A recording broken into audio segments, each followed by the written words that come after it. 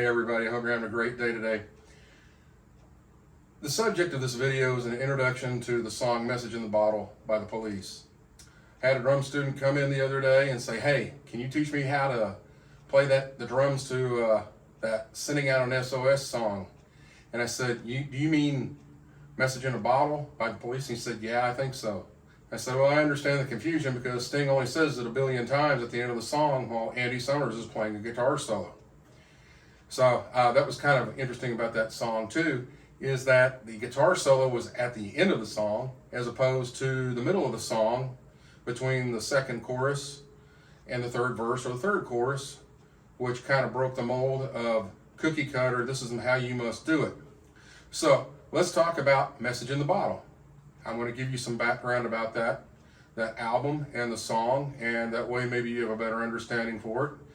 So being a musician, we need to respect the music, the ones that came before us, and study what they did. And part of that is learning the backstory. Regatta de Blanc is the second album from the Police, and it was released on October 5th, 1979, 45 years ago from yesterday.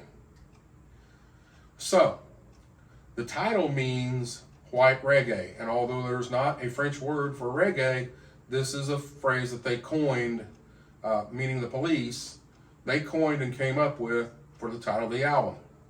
With a title that means white reggae, you should assume, and rightfully so, that reggae influenced the album quite a bit. It's heavy reggae and heavy ska influenced the grooves. So, one of the historical aspects of this is that this was before product placement. So some people may say, well, what is product placement? 1 year later, there would be a movie called Superman 2 that came out. And this is where, I just give these stories to you and you say, oh, I didn't know that. And it's more meaningless information that you can impress your friends with and help them go to sleep. So in Superman 2, Christopher Reeves throws a villain across the Manhattan skyline. And he's tumbling across, he starts heading towards this Coca-Cola sign, big red background, got the white Coca-Cola label, or wave, and the Coca-Cola cursive letters, and you just see him go to that sign, and the sign blows up. That's product placement. That did not exist before that movie. You could not show brands such as cars, or symbols, or anything else in video. Not in TVs, not movie, not video. The videos that were made for Roxanne and Can't Stand Losing You specifically were probably made by Stewart himself, since he has an interest in films. Everything they did, they had to do themselves. At this point, there was not really much of an ascension for the Police in the stardom which would follow in the 1980s.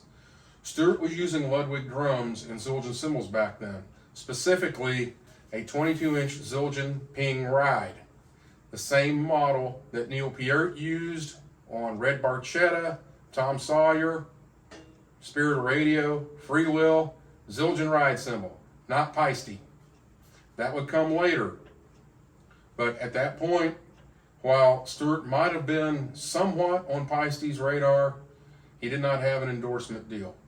So what you see in the video is what they had available to them, what they owned. So a little more about the Police is that they, more than anybody else, are probably more responsible for bringing reggae music into the U.S. Music markets. Eric Clapton helped a little bit with his remake of I Shot the Sheriff, which is actually a Bob Marley song. So that was the beginning of reggae music influencing the music made in America.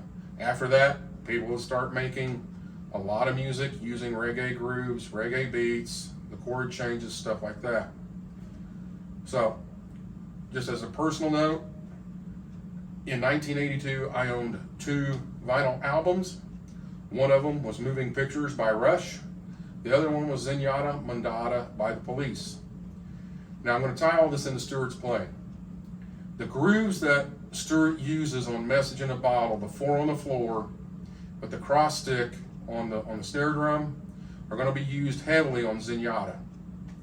And he's also going to use them on Ghost in the Machine. I feel like that it's just almost a tie between which one of those albums are the absolute pinnacle for the Police. Synchronicity, they had just morphed into a different type of band. They weren't what they were on those first 4 albums.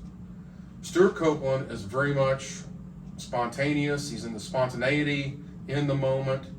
Doesn't mean he's a bad drummer, but he was very much a different drummer than what preceded him, and that for that reason alone, you need to study him because he brought a lot of things into the forefront. He uses 4 on the floor, as I said, reggae grooves, ska grooves. He is not so much into consistency, and there was a video floating around of Sting making fun of Stewart in 2007, right before the reunion tour, of Stewart not being able to play anything the same way twice. Okay, well, that's not Stewart's cup of tea.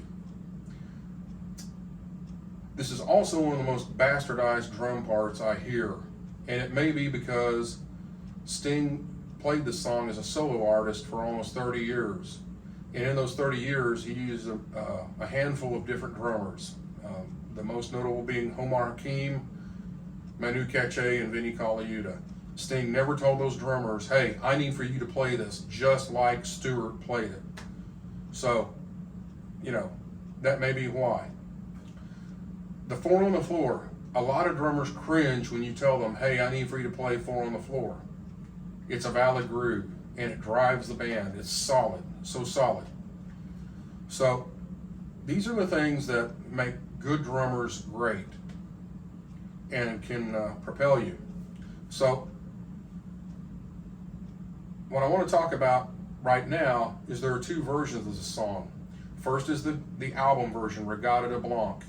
Then there was a remake, well, not really a remake, but a remastering of this song. And what they did is, because the original version was more, it was a lot more trebly. If you compare them, listen to them back to back, you can hear the difference. So I really like the remastered version. I didn't like it at first, but I thought, man, you can really hear what Stewart played on that recording. And you can also hear something that makes Stewart is that his bass drum isn't always consistent. Boom, boom. It's like boom, boom, boom, boom, boom, boom. It's almost like he's ghost noting the bass drum. So both are equally valid versions in my opinion. I like both of them, but I just feel like that if you have both versions, use them to learn this song, because a professional drummer is going to study whoever came before them. So that's my introduction, and we're going to get to the music here in a moment.